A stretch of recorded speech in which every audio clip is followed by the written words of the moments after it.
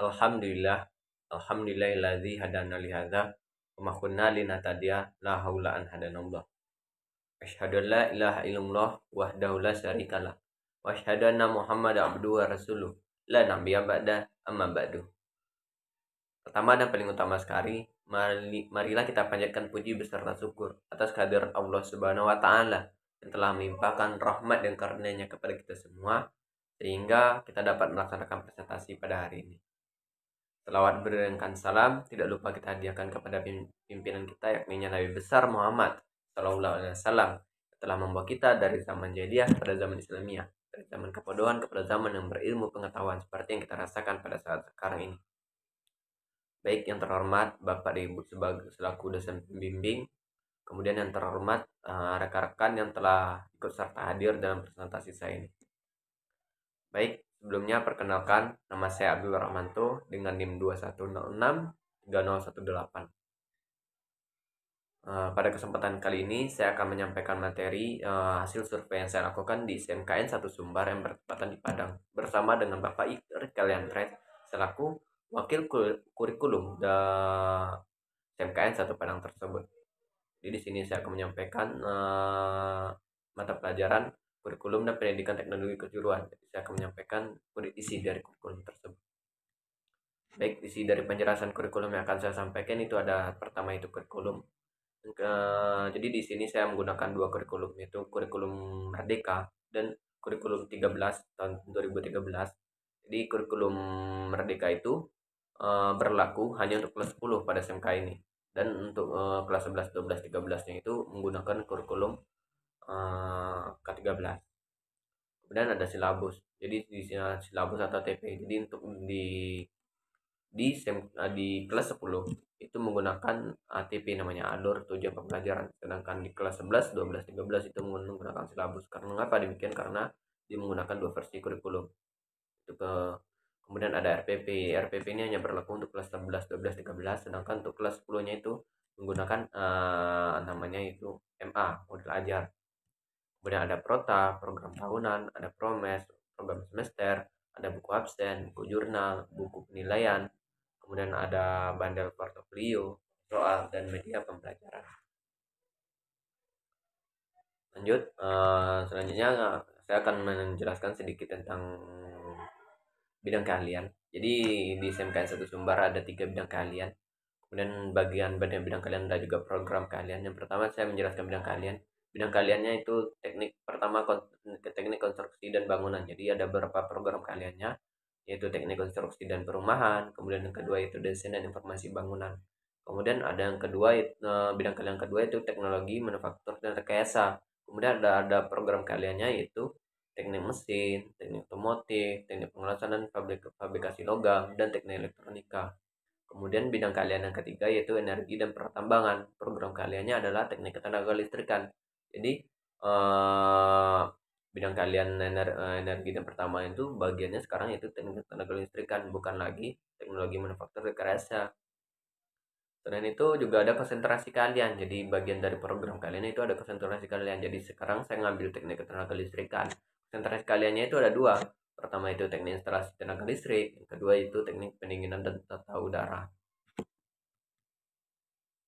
Baik, selanjutnya saya masuk kepada kurikulum Merdeka dan K13. Di pertama kita harus paham dulu apa itu kurikulum. Di kurikulum adalah perangkat mata pelajaran dan program pendidikan yang diberikan oleh suatu lembaga penyelenggara pendidikan yang berisi rancangan pelajaran yang akan diberikan kepada peserta pelajaran, yaitu guru dan siswa dalam satu periode jenjang pendidikan. Di pengertian dari kurikulum. Kemudian kita masuk kepada kurikulum Merdeka. Kurikulum Merdeka ini berlaku sejak tahun 2021 sampai sekarang. Kemudian K13 itu berlaku sebelum 2002, sejak 2013 zaman Pak Susilo Bambang Yudhoyono. Jadi di sini dapat kita lihat bahwasanya ada dua muatan dalam mata pelajaran, ada 3 muatan dalam mata pelajaran pada kurikulum ini. Pertama itu muatan nasional, ada muatan kewilayahan, dan ada yang ketiga itu muatan peminatan kejuruan. Muatan nasional itu berisi tentang mata pelajaran wajib seperti pendidikan agama dan budi pekerti, pendidikan Pancasila dan kewarganegaraan, bahasa Indonesia, matematika, sejarah Indonesia, kemudian bahasa Inggris, serta mata pelajaran nasional lainnya. Kemudian itu dipelajari dari kelas 10, kelas 11, kelas 12. Kemudian ada mata pelajaran muatan kewilayahan, itu mata pelajaran hanya dipelajari di wilayah tersebut saja. Misalnya seni budaya, penjas, itu hanya dipelajari pada kelas 10 dan penjasnya dipelajari pada kelas 11.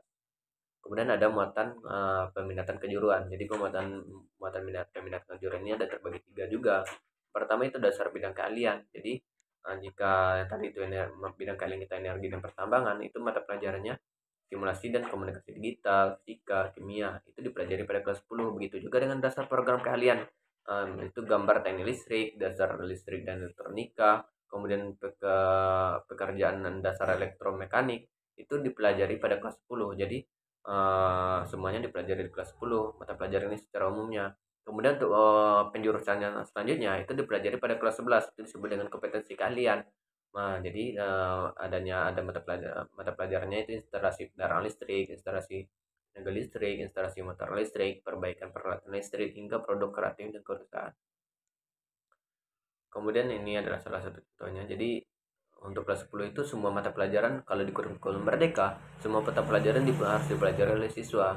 Sedangkan untuk kelas 11, 12, 13 itu lebih pada mata pelajaran yang bidang keahlian dan mata pelajaran bidang keahlian dan program keahlian. Itu di dasar-dasar program keahlian itu dihilangkan, hanya dipelajari lagi itu mata pelajaran kompetensi keahlian atau konsentrasi keahlian. Jadi untuk kelas 11, 12, 13 itu dipelajari konsentrasi keahlian selanjutnya. Sedangkan pada bidang keahlian dan kompetensi keahlian, bidang keahlian dan dasar-dasar program keahlian itu tidak dipelajari lagi. Kemudian ada lokasi waktu. Jadi selama 3 tahun pembelajaran itu ada lokasi waktunya. Dapat kita lihat bahwasanya muatan nasional yang seperti ada pendidikan agama Islam, bahasa Indonesia, matematika, sejarah Indonesia, dan lain-lainnya itu dipelajari sebanyak 1734 jam semuanya. 1734 jam. Kemudian ada muatan kewilayahan. Seperti yang kita tahu bahwa muatan kewilayahan ini hanya dipelajari kelas 10 dan ada juga pelajar kelas 11 seperti penjas. Itu memiliki waktu itu 252 jam. Kemudian ada muatan peminatan kejuruan. Kemudian bagiannya itu dasar bidang keahlian, itu dipelajari bersama dengan dasar program keahlian dan dasar bidang keahlian. Kemudian kompetensi keahlian atau konsentrasi keahlian itu mata pelajarannya semua itu dipelajari lebih dalam atau lebih mendalam, karena ini adalah SMK. SMK dituntut untuk lebih menguasai kejuruan yang yang dimilikinya. Karena kejuruannya terkait teknik ketenaga listrikan, maka waktu belajarnya lebih didalamkan pada teknik ketenaga listrikan. Sehingga di sini dapat kita lihat bahwasanya waktu untuk muatan peminatan kejuruan itu berlaku 3030 jam mata pelajaran. Jadi dari arahan dan bimbingan dari Bapak Rikal Andres, kami mendapatkan beberapa penjelasan dari struktur kurikulum SMK. Jadi ini adalah pertama itu struktur kurikulum menurut beliau dibagi menjadi 2 utama, yaitu kelompok mata pelajaran umum dan kelompok mata pelajaran kejuruan. Kelompok mata pelajaran umum itu adalah kelompok mata pelajaran berfungsi membentuk murid menjadi pribadi utuh. Kemudian kelompok mata pelajaran kejuruan adalah kelompok mata pelajaran berfungsi membentuk murid sebagai individu agar memiliki kompetensi sesuai kebutuhan dunia kerja serta ilmu pengetahuan teknologi seni dan budaya. Kemudian mata pelajaran informatika berisi berbagai kompetensi dan menunjang keterampilan berpikir kritis dan sistematis guna menyelesaikan beragam permasalahan umum. Kemudian mata pelajaran proyek ilmu pengetahuan alam dan sosial berisi muatan tentang literasi ilmu pengetahuan alam dan sosial yang diformulasikan dalam tema-tema kehidupan yang konseptual dan aktual. Kemudian mata pelajaran kejuruan yang dipelajari di kelas 10 merupakan mata pelajaran dasar-dasar program keahlian. Kemudian pada program 3 tahun, mata pelajaran kejuruan dipelajari di kelas 11 12 merupakan mata pelajaran konsentrasi keahlian tertentu. Kemudian pada program 4 tahun, mata pelajaran kejuruan dipelajari kelas 11 13 merupakan mata pelajaran dalam konsentrasi keahlian tertentu. Kemudian selanjutnya, mata pelajaran kejuruan berisi elemen-elemen pembelajaran minimum dan dapat ditambah oleh satuan pendidikan bersama mitra dunia kerja sesuai kebutuhan dunia kerja. Jadi SMK itu memiliki hubungan dengan dunia kerja. Tidak dapat sebuah SMK mendirikan sebuah jurusan jika tidak ada hubungan dengan perusahaan lain. Jadi untuk mengapa demikian? Karena jika ditamatkan seorang siswa, maka bisa melakukan tempat magangnya di perusahaan yang dilakukan kerjasama tersebut, atau bisa jadi ditempatkan kerjanya di sana gitu. Kemudian mata pelajaran proyek kreatif dan kerusahaan merupakan wahana pembelajaran bagi murid melalui yang melalui pendekatan pembelajaran berbasis proyek untuk mengaktualisasikan dan mengapresiasikan kompetensi yang dikuasai pada kegiatan pembuatan produk pekerjaan layanan jasa secara kreatif dan bernilai ekonomis. Kemudian kurikulum pada program 3 tahun praktek kerja lapangan merupakan adalah mata pelajaran yang dilaksanakan. Kemudian pada program 4 tahun PKL merupakan mata pelajaran yang dilakukan secara blok dan direncanakan pelaksanaannya di kelas 13 selama 10 bulan atau 27 sampai 28 minggu dengan asumsi 46 jam pelajaran per minggu. Kemudian mata pelajaran PKL ini merupakan wahana pembelajaran di dunia kerja untuk memberikan kesempatan kepada murid untuk meningkatkan penguasaan kompetensi teknis sesuai dengan konsentrasi keahliannya. Kemudian pelaksanaan mata pelajaran PKL mengacu pada panduan yang ditetapkan oleh pemimpin unit utama yang membidangi pendidikan vokasi. Kemudian mata pelajaran pilihan merupakan mata pelajaran yang dipilih oleh murid berdasarkan rencana dan pengembangan diri baik dalam berusaha, bekerja dan pada bidangnya maupun melanjutkan pendidikan. Kemudian pelaksanaan mata pelajaran pilihan diatur lebih lanjut oleh pemimpin unit utama yang membidangi kurikulum, asesmen dan pembukuan. Selanjutnya yaitu mata pelajaran kejuruan dipelajari di kelas 10 merupakan mata pelajaran dasar-dasar program keahlian. Kemudian pada program 3 tahun mata pelajaran di kejuruan dipelajari di kelas 11-12 merupakan mata pelajaran dalam konsentrasi keahlian tertentu. Kemudian pada program 4 tahun mata pelajaran kejuruan dipelajari 11-13 merupakan mata pelajaran dalam konsentrasi keahlian tertentu. Kemudian mata pelajaran kejuruan berisi elemen-elemen pembelajaran dapat ditambah oleh satuan pendidikan bersama mitra dunia kerja sesuai dengan kebutuhan dunia kerja. Jadi mata pelajaran tersebut dapat ditambah sesuai dengan kebutuhan dunia kerja. Kemudian kurikulum pada program 3 tahun praktik kerja lapangan merupakan mata pelajaran yang dilaksanakan. Diakhiri dengan hal tersebut. Kemudian alur tujuan pembelajaran, karena saya karena menggunakan dua kurikulum, jadi saya mengambil salah satu kurikulum yaitu kurikulum Merdeka, itu pada kelas 10. Itu alur tujuan pembelajaran. Jadi dapat kita lihat bahwasanya alur tujuan pembelajaran adalah istilah pengganti silabus dalam K13 tadi. Adalah serangkaian tujuan pembelajaran yang tersusun secara sistematis dan logis menurut urutan pembelajaran sejak awal hingga akhir suatu fase. Jadi selama 6 bulan alur tujuan pembelajaran. Ini adalah contoh dari alur tujuan pembelajaran. Bahwasanya capaian pembelajaran N fase E.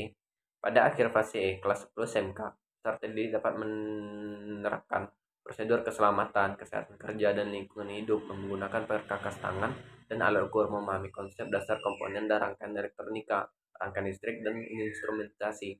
Jadi, capaian pembelajaran pada fase E, kemudian ada elemen satunya, yaitu proses bisnis menyeluruh di bidang industri ketenaga listrikan dengan waktunya itu 24 jam pelajaran.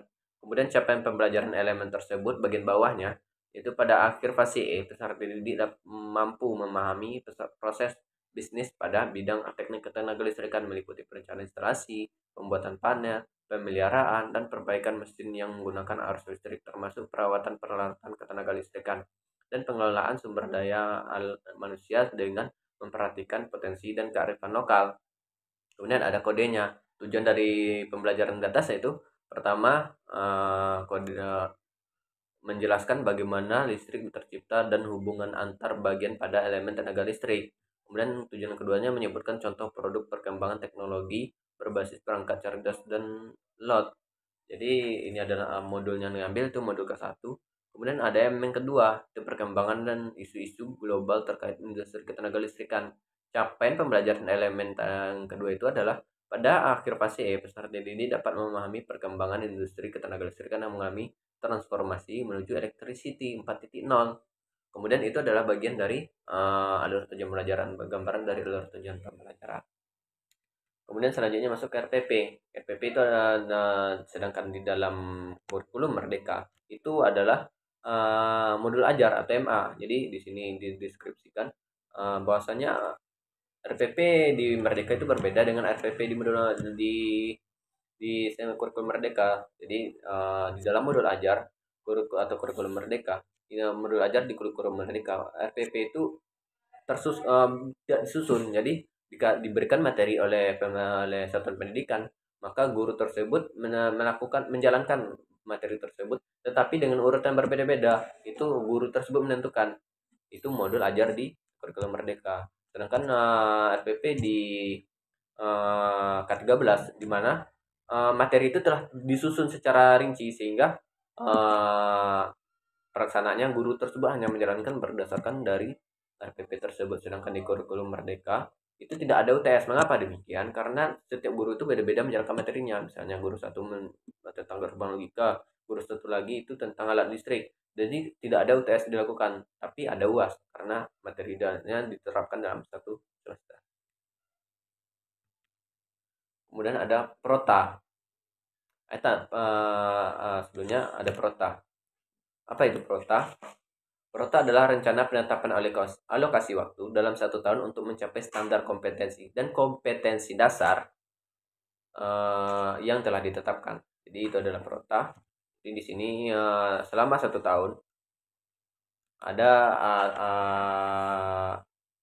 alokasi waktunya. Jadi di sini dapat kita lihat ini adalah alokasi waktu dari SMK Negeri 1 Sumatera Barat. Di sini ada minggu efektif, minggu tidak efektif, hari efektif dan hari tidak efektif. Ini adalah saya ambil selama 1 tahun. Ini adalah penjelasannya. Di semester ganjil dari Juli sampai Desember itu ada 26 minggu dalam semester. Kemudian jumlah minggu tidak efektifnya ada 4 total. Kemudian ada jumlah minggu efektifnya totalnya 22 minggu. Kemudian jumlah hari efektifnya dalam satu semester tersebut ada 106 hari. Kemudian jumlah belajar efektif itu adalah 1020 jam. Kemudian ada semester genap seperti hal itu juga. Ini berlaku pada kelas 10.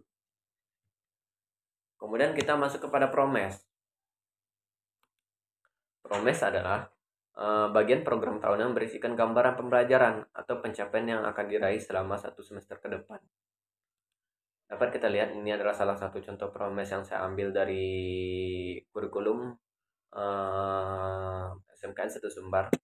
Dapat kita lihat bahwasanya kegiatan pada Agustus selama bulan Agustus yaitu menganalisis supervisi tahun lalu, menentukan tim supervisi pembelajaran, menyusun program tahunan, menyusun program supervisi akademik, kemudian menyusun instrumen supervisi.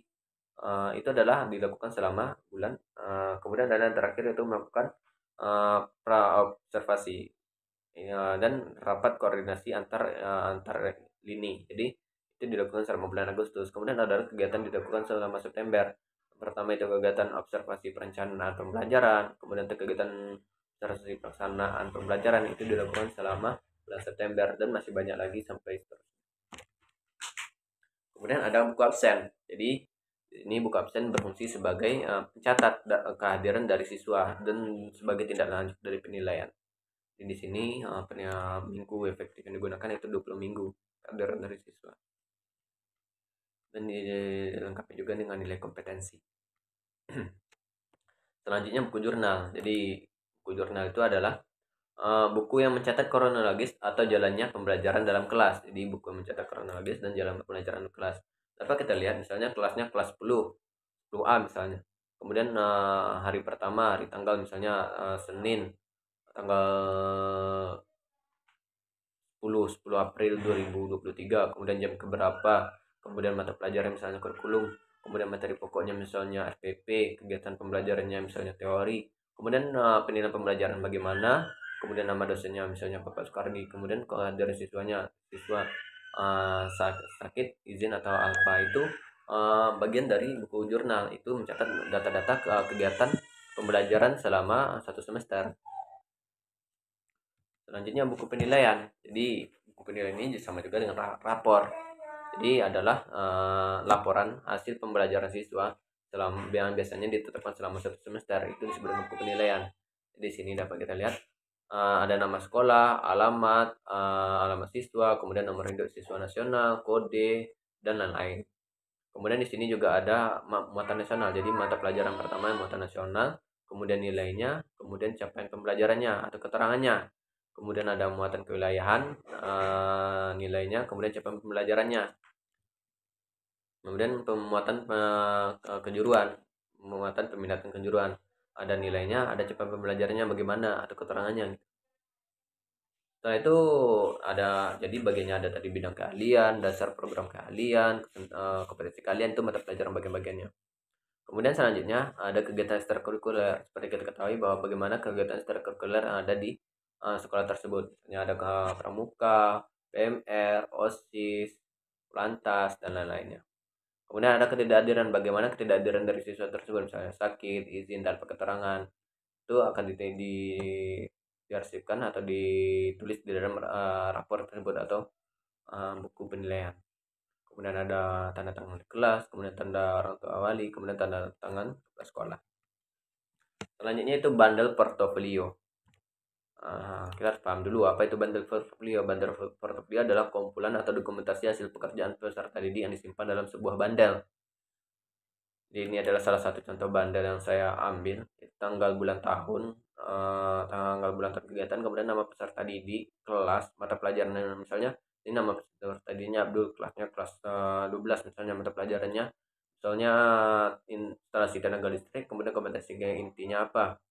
Kemudian di sini ada penilaiannya bagaimana. Misalnya yang pertama, runtut penyusun portofolionya. Yang pertama, runtut tugas sampai akhir. Kemudian runtut berdasarkan hasilnya hari dan tanggal. Jadi ketepatan waktunya pengiriman tugas. Kemudian kelengkapan portofolionya. Lengkap setiap kompetensi inti dan kompetensi dasar. Kemudian kerapiannya, rapi dan tidak kotor. Kemudian kebermanfaatannya, bermanfaat untuk masa depan. Jadi ada nilainya, skornya, kemudian berapa nilainya. Kemudian selanjutnya bank soal. Jadi ini adalah salah satu link yang saya dapatkan dari Bapak Irkal Yantres selaku wakil kurikulum. Jadi ini adalah linknya, akan saya buka. Dan ini adalah berbagai macam soal dari link yang saya dapatkan. Ada sekitar 6 soal, 6 sampai 7 soal. Jadi di sini saya buka, ini adalah contoh soal pertama. Dapat kita lihat di sini ada langkah kerja, ada beberapa isi. Ini digunakan sebagai praktikum. Kemudian ada soal kedua, next ada soal ketiga. Setelah itu kita masuk kepada media pembelajaran. Jadi kita harus paham dulu apa itu media pembelajaran. Media pembelajaran adalah segala peralatan dan perlengkapan yang berfungsi sebagai pendukung atau penunjang proses pembelajaran yang ada di sekolah. Misalnya dapat kita lihat di sini ada media pembelajarannya. Misalnya ada guru, berdasarkan guru, media pembelajarannya, gurunya ada golongan berapa, kemudian jumlah gurunya berapa, kemudian ada guru BK, jumlah gurunya berapa, golongannya apa. Kemudian ada pegawai, misalnya kebersihan, yaitu golongannya apa, jumlahnya berapa gitu. Setelah itu kita juga masuk kepada sumber belajar berdasarkan ruangan. Jadi ada sumber belajar berdasarkan ruangan, kemudian nama ruangannya apa, jumlah ruangannya berapa, luas, total luas, kemudian dalam keadaan bagaimana, rusak, baik atau gimana, rusak berat. Jadi di sini dapat kita lihat ada ruang kelas. Ruang kelas itu jumlahnya ada 43, luasnya 63 meter kuadrat, kemudian total luasnya 2.709 meter kuadrat, kondisinya baik. Nah, jadi itu adalah ruang kelas, ruang lab komputer, ruang lab multimedia, ruang praktek gambar teknik, ruang perpustakaan dikonversi. Kemudian ada juga ruang khusus, tadi ruang pembelajaran umum. Kemudian ada ruang khusus seperti ruang praktek bangunan, ruang praktek teknik elektronika, ruang ketenaga listrikan, dan masih banyak lagi ruang-ruang yang menjadi penunjang proses pembelajaran. Baik, dari isi yang saya sampaikan hanya itu yang bisa saya simpulkan. Jadi dapat kita simpulkan bahwa kurikulum Merdeka ini adalah kurikulum yang umumnya sekarang hanya diterapkan oleh setiap sekolah SMK SMK atau SMA di Indonesia itu diterapkan di kelas 10. Jadi kurikulum Merdeka itu sekarang diterapkan kelas 10. Jadi kurikulum Merdeka ini konsepnya semua mata pelajaran harus dipelajari oleh siswa. Kemudian waktu kelas 11, 12 dan 13 itu baru di kelas 11-nya baru difokuskan kepada konsentrasi keahliannya. Misalnya instalasi tenaga listrik tadi, konsentrasi tenaga listrikan, instalasi teknik tenaga listrikan, programnya di kelas 10, prodinya di kelas 10, program kejuruannya. Kemudian konsentrasi keahliannya di kelas 11 harus dijuruskan instalasi tenaga listrik misalnya. Lanjut. Kemudian ada perbedaan yang pertama. Kemudian mungkin kedua itu dari penyusunan modul ajar tadi, bahwasanya di modul ajar guru hanya di K13 guru hanya melaksanakan materi yang telah disusun oleh kurikulum, sedangkan di kurikulum Merdeka itu materi pembelajaran itu diacak sesuai dengan keinginan guru, sehingga tidak adanya UTS gitu. Jadi di kurikulum Merdeka tidak ada UTS, yang adanya eh, hanya beberapa latihan, kemudian UAS itu per kelas saja. Habis selesai praktikum baru ada latihan biasa. Kemudian yang ketiganya itu di kurikulum Merdeka tidak ada istilahnya siswa itu tinggal kelas. Artinya di sini siswa tersebut dibagi menjadi tiga. Artinya ada siswa pintar, siswa sedang, dan siswa agak rendah. Jadi di sini semua siswa tersebut dikelompokkan, dan pembelajarannya juga dibedakan dan pelatihannya juga dibedakan, tetapi harus tamat dalam waktu yang sama gitu. Ada kalanya seorang siswa yang tidak pintar tersebut bisa jadi sedang, ada siswa yang pintar bisa turun. Tetapi jika ada siswa tersebut misalnya memiliki kekurangan nilai atau nilai terlengkap, maka siswa pintar tersebut akan diselipkan ke dalam siswa yang sedang tersebut, atau siswa sedang diselipkan kepada siswa yang tidak pintar tersebut. Maka dia akan bisa membangun atau meningkatkan hasil pembelajaran dari siswa yang tidak pintar tersebut. Kemudian yang keempat, kurikulum seperti yang saya jelaskan tadi, bahwa kurikulum Merdeka ini belum bisa diterapkan di Indonesia karena dia memiliki pertama itu mahasiswa difokuskan untuk pembelajaran secara mandiri, sedangkan di K13 guru tersebut berfungsi sebagai menjelaskan materi yang disampaikan kepada siswa, sedangkan di kurikulum Merdeka siswa dituntut lebih mandiri, sedangkan guru hanya sebagai fasilitator, hanya memfasilitasi. Mungkin itu yang bisa saya sampaikan untuk kesimpulan dari hasil survei kurikulum kami. Mohon maaf apabila ada salah. Untuk terakhirnya saya menyisipkan bukti survei kurikulum. Itu foto bersama Bapak Rikal Yandres selaku wakil kurikulum dan bersama 3 rekan saya, itu Rizana Alfaruqi, saya sendiri, dan Zulfami Putra. Jadi kami habis sharing dengan bapak tersebut, maka kami melakukan foto bersama di depan satu lembar. Jadi itu yang dapat saya sampaikan dan hanya itu yang dapat saya paparkan. Mohon maaf apabila ada salah. Sekian, terima kasih. Assalamualaikum warahmatullahi wabarakatuh.